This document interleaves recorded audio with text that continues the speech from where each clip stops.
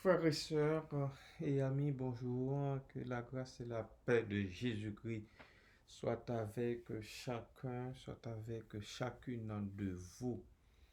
Je vais vous entretenir aujourd'hui sur le salut en Christ dans les écrits de Paul. Le salut en Christ selon les écrits de l'apôtre Paul. La question fondamentale du christianisme est celle posée par le geôlier de Philippe à Paul. Le geôlier posait cette question à l'apôtre et à son compagnon Silas. Que dois-je faire pour être sauvé? Actes chapitre 16, verset 30. Paul et Silas répondirent: Crois au Seigneur Jésus et tu seras sauvé, toi et ta famille. Acte 16, verset 31. De quoi sera-t-il sauvé donc? De quoi sera-t-il sauvé? Non seulement lui, mais encore sa famille. La réponse nous rappelle les conséquences du péché qui est la mort éternelle. Mais qu'est-ce que le péché? Selon l'apôtre Paul, le péché, c'est fondamentalement désobéissance. Selon la Bible, le péché, c'est rater le but.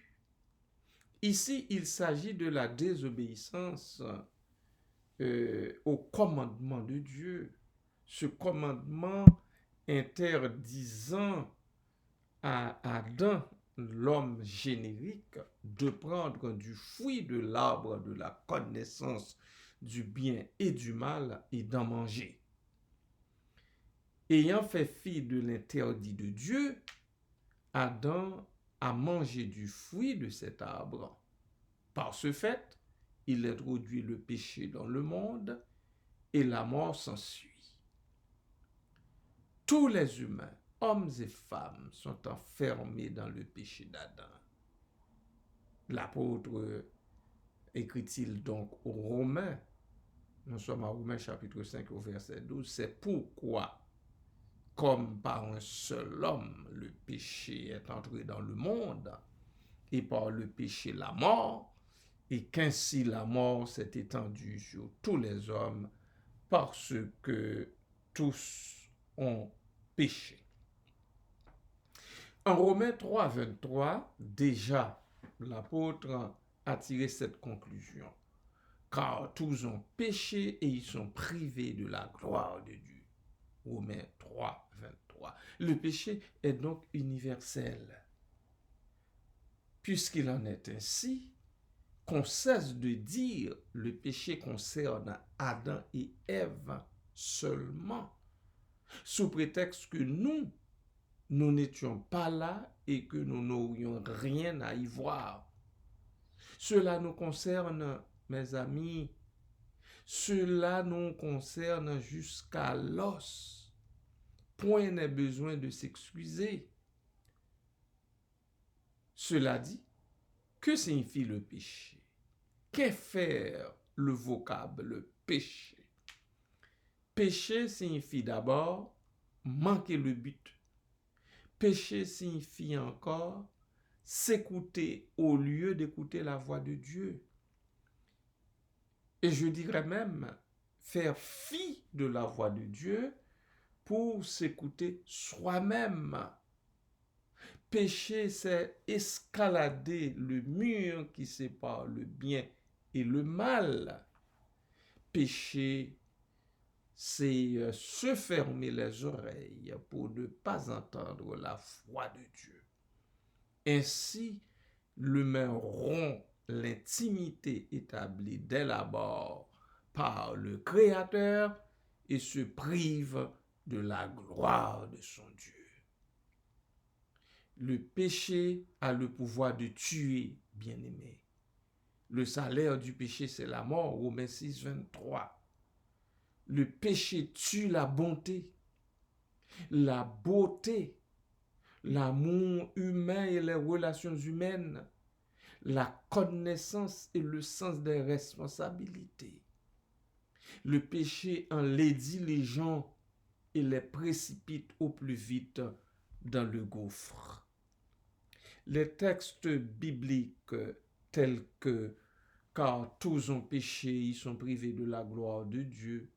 C'est pourquoi, dit Paul, comme par un seul homme, le péché est entré dans le monde et par le péché la mort, et qu'ainsi la mort s'est étendue sur tous les hommes parce que tous ont péché, Romains 5,12.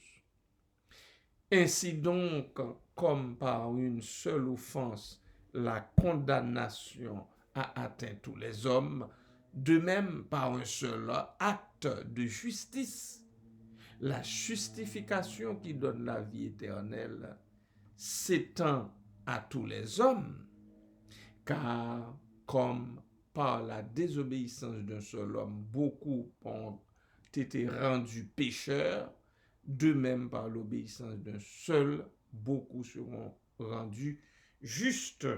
Romains 5, 18 et 19.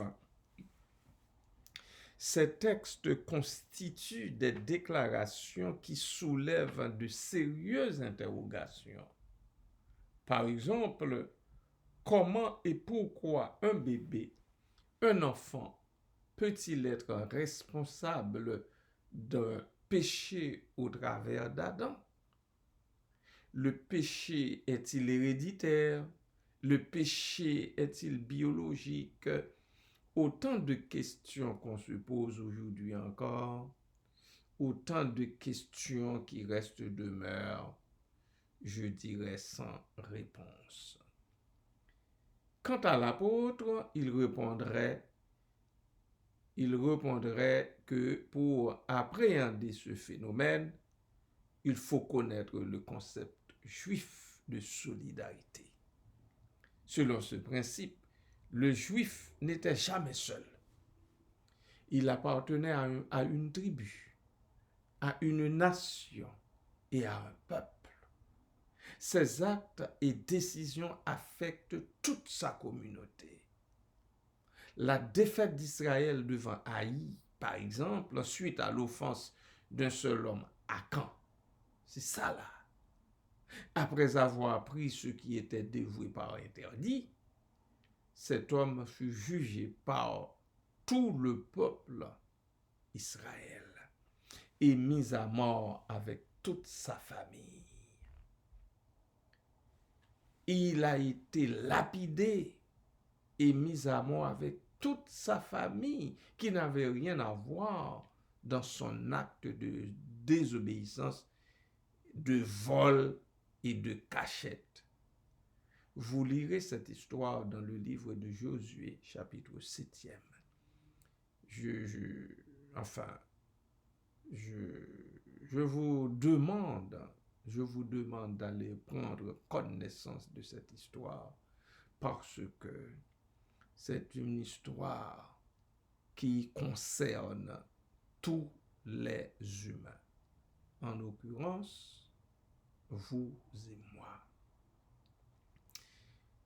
L'apôtre Paul rappelle donc que tous ont péché en Adam. Par cette phrase, il entend que tous les hommes sont solidaires en Adam, comme l'a été la famille d'Akan.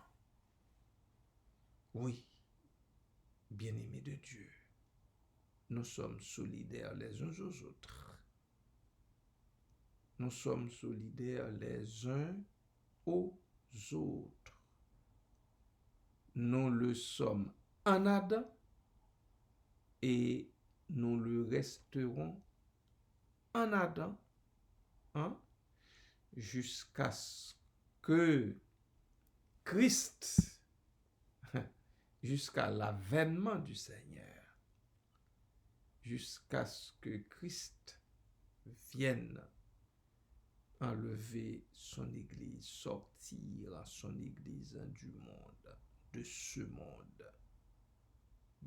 monde vicié par le péché qui tue, par le péché qui précipite dans le gouffre avant le temps.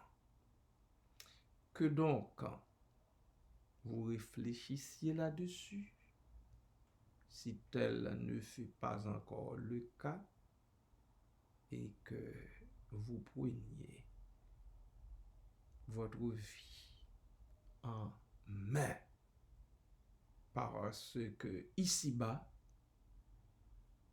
nous sommes toutes et tous de passage. Nous y sommes pour un temps, et je vous le dis encore, pour un temps très court. Nous ne connaissons pas le jour ni l'heure où le Seigneur reviendra, où il appellera à lui ce qu'il a déposé en chacune de nous. Je veux dire, le souffle de vie, le souffle que lui-même a insufflé dans les narines de l'homme formé avec ses propres mains pour sa gloire.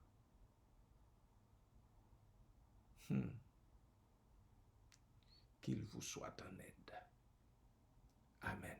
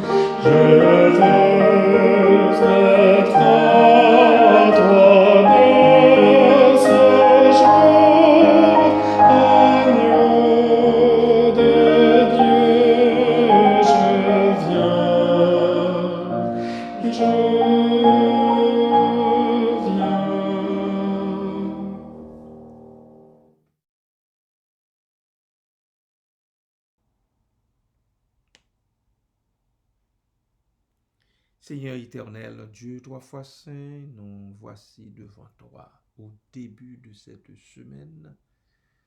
Nous voulons, ô Dieu, te remercier infiniment parce que dans ta grâce, tu as été là pour nous, tu y es encore. Nous te remercions du fait que tu es resté là, les bras tendus, les mains ouvertes, attendant que ceux et celles qui tardent encore, ceux et celles qui tergiversent, qui ne savent pas encore qu'il est temps de venir à toi, je sais que tu les attends, Seigneur, avec beaucoup de patience. Et nous t'en remercions infiniment. Papa, aide-les à racheter le temps parce que chaque jour qui passe, eh bien, nous constatons est de plus en plus mauvais. Cela nous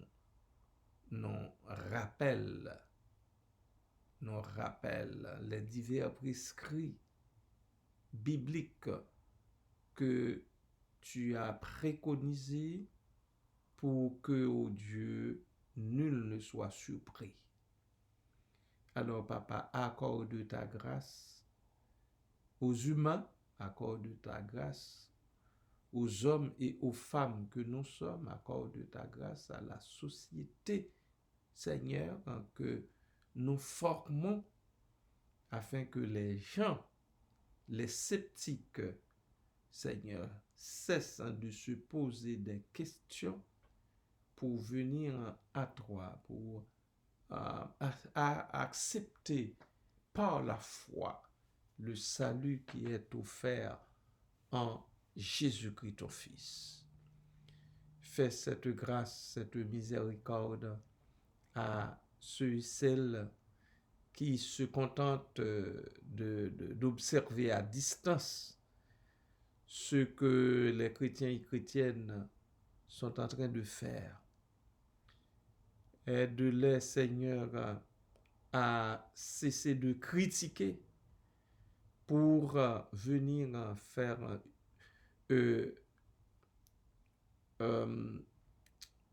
pour se joindre, Seigneur, à ceux-là qui cherchent par tous les moyens possibles à s'approcher de toi un peu plus, afin qu'ensemble, nous formions tous ce peuple qui t'appartient, ce peuple qui constitue ton troupeau, le troupeau dont tu es le berger, le bon berger, le berger par excellence. Merci Père, merci Papa, merci Seigneur, merci Jésus.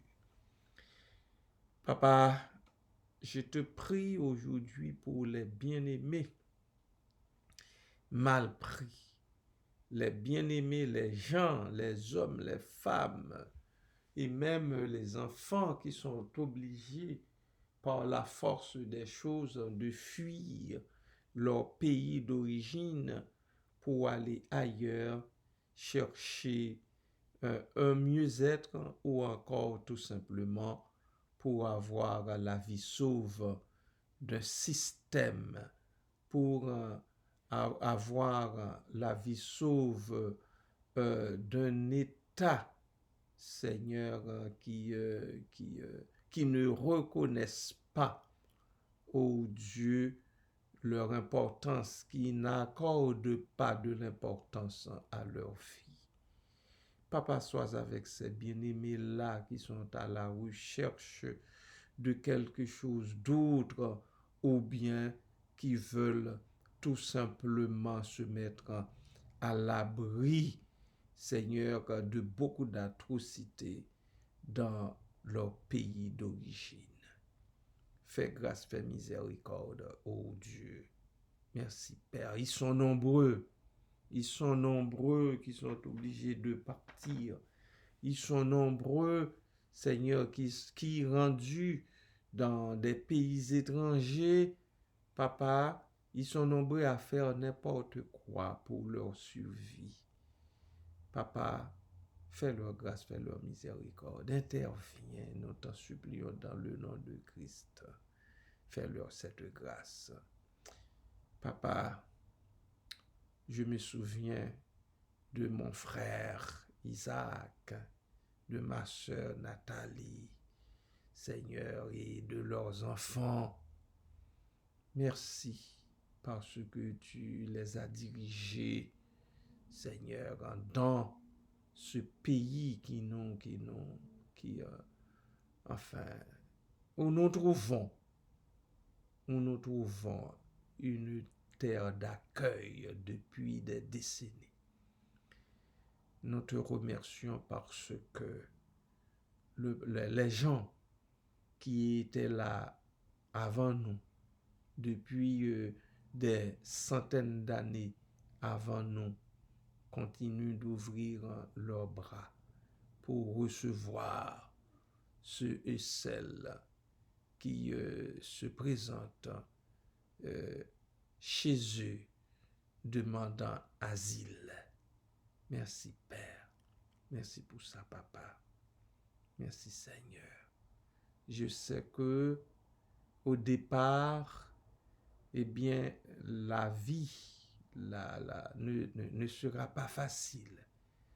En fait, elle n'a jamais été facile pour qui que ce soit. Alors, Père, seulement, ça leur prend de la force.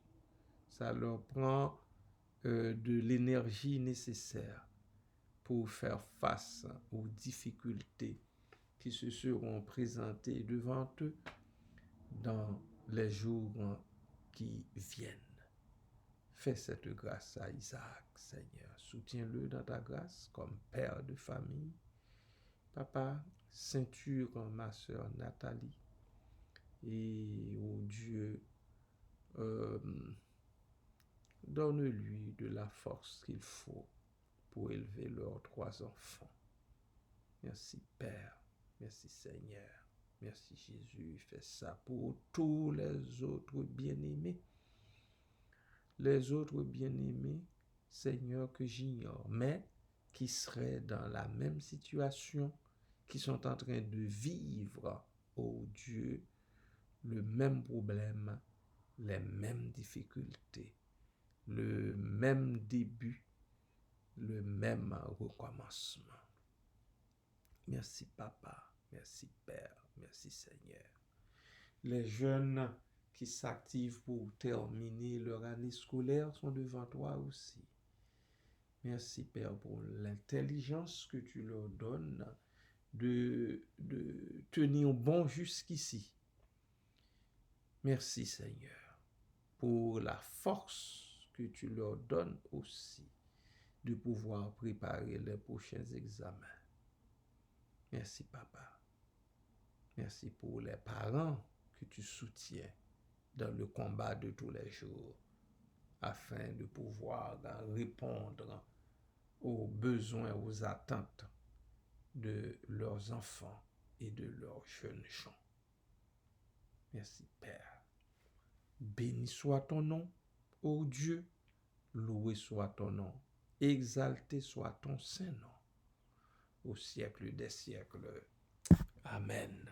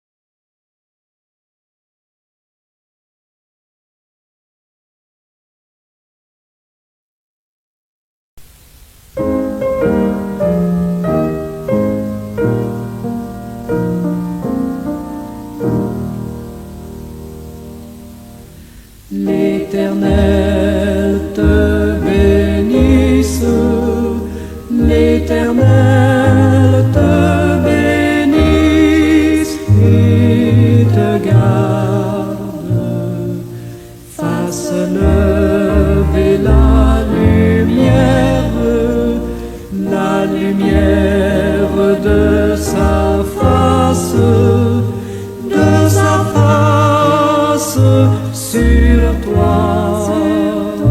sur toi, use de grâce envers toi et te donne la paix, et te donne la paix.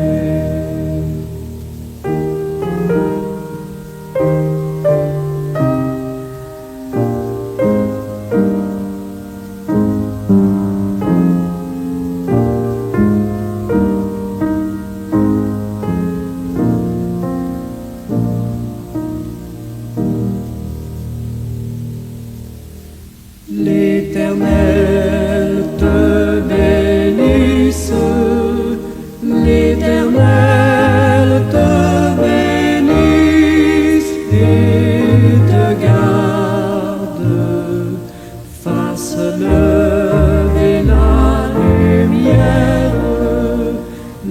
lumière de sa face sur toi.